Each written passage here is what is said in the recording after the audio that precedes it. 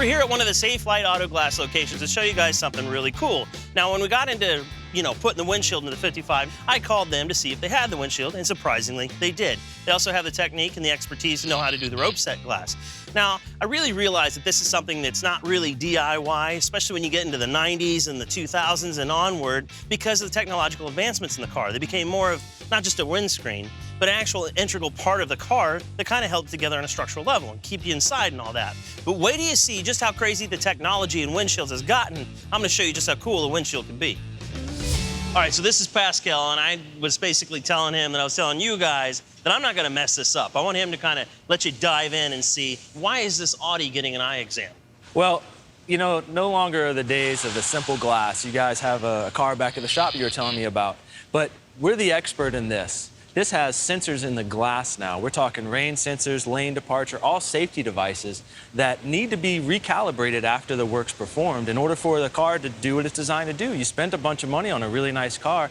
Let's get it back to what it's supposed to do. As the third largest safety device in your vehicle, those things need attention too. Yeah, it's something I didn't even consider. Like, I'm used to seeing the little radar dome out front, or like if you look at the front bumper cover, you can see the sensors and things, but this is like a car with no aesthetic distraction on the front, and you got all that in the windshield. I had no idea. I'll tell you what, why don't we go take a look at one? I'll show you all the bracketry and what it's all about. Cool.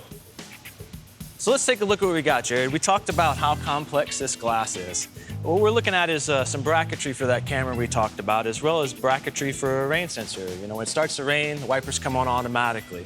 I know this is the glass for this Audi, but 1 in 4 that we did last year had some sort of advanced complex feature like this on it, whether it's a shade band, a sensor, a camera, and that's got to be addressed. Yeah, that's really significant because I'm a DIY guy, obviously. It's what I do for a living.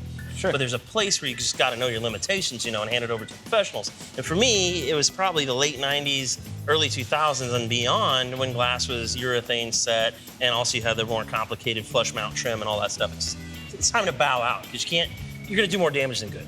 Right. Yeah, I saw a computer sitting on a seat over here. Yeah, you want to see that? That's like let's a scan let's tool, go check that out. Yeah. All right, Jared, here we are. Yes, sir. We've precisely put the windshield where it needed to be. We've precisely set up our target stands. Let's recalibrate this camera. Okay. You can tell it's sophisticated. You can see the plotting points on it and all that and whatnot. But, this is a board you use for every car. Do different manufacturers have different things? Like, are they all polka dots? Or? So that's a really great question. This is the board for this Audi, but not all of them are the same.